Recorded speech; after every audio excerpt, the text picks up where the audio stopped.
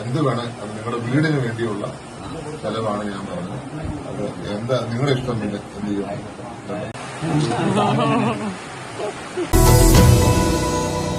നമസ്കാരം, കേരളീയം ന്യൂസിലേക്ക് സ്വാഗതം. മെഡിക്കൽ കോളേജിൽ കെട്ടിടം തകർന്നു വീണ് മരിച്ച ബിന്ദുവിന്റെ കുടുംബത്തിന് ഉമ്മൻചാണ്ടി ഫൗണ്ടേഷൻ പ്രഖ്യാപിച്ച ധനസഹായമായ 5 ലക്ഷം രൂപ ചാണ്ടിയുമ്മൻ MLA കൈമാറി.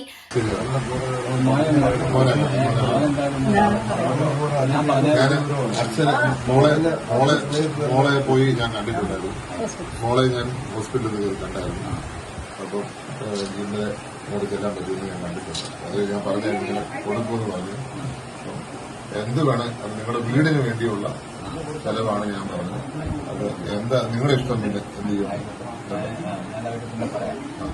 എന്താണോ നിങ്ങളുടെ ഇഷ്ടം അത് ഉപയോഗിച്ചുള്ള വീടിനാണ് ഞാൻ തന്നിരിക്കുന്നത്. നിങ്ങളുടെ ഇഷ്ടമാണ്. ഞാൻ അന്ന് കണ്ടപ്പോൾ സത്യം പറഞ്ഞാൽ അന്ന് രാവിലെ പോലും ഞാൻ ചിന്തിച്ചില്ല. അങ്ങനെ കണ്ടപ്പോൾ ഞാൻ പറഞ്ഞതാണ്. ഞാനങ്ങനെ ആ സെക്കൻഡ് ഞാൻ അപ്പം നമ്മളെ സഹായിക്കാൻ കുറച്ച് വന്നു അങ്ങനെ സഹായിച്ചു. ബിന്ദുവിന്റെ മകളുടെ അക്കൗണ്ടിലേക്കാണ് പണം നൽകിയത്. ചാണ്ടിയുമ്മൻ ഫൗണ്ടേഷന് OICC റിയാദ് സെൻട്രൽ കമ്മിറ്റിയാണ് പണം നൽകിയത്. ബിന്ദുവിന്റെ കുടുംബത്തിന് സഹായവുമായി ബിന്ദു ജോലി ചെയ്ത സ്ഥാപനത്തിന്റെ ഉടമയും രംഗത്തെത്തിയിരുന്നു. കുടുംബത്തിന് 1 ലക്ഷം രൂപ നൽകുമെന്ന് ശിവ സിൽക്സ് ഉടമ ആനന്ദാക്ഷൻ അറിയിച്ചു. ഇതിനു പുറമെ ബിന്ദുവിന്റെ അമ്മ സീതാലക്ഷ്മിക്ക് എല്ലാ മാസവും 5000 രൂപ വീതം നൽകുമെന്നും അദ്ദേഹം അറിയിച്ചു.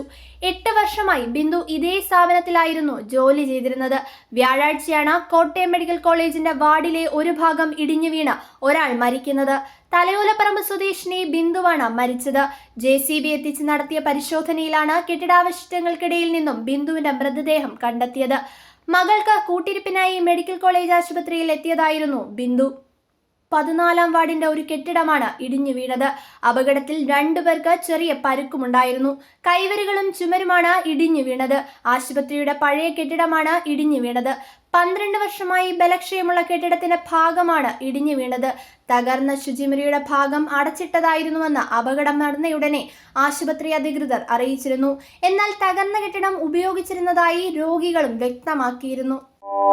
കൂടുതൽ വാർത്തകളും വിശേഷങ്ങളും നിങ്ങൾക്ക് ലഭിക്കാൻ കേരളീയം ന്യൂസ് സബ്സ്ക്രൈബ് ചെയ്യുക. കൂടെ ബെൽ ബട്ടണും അമർത്തുക.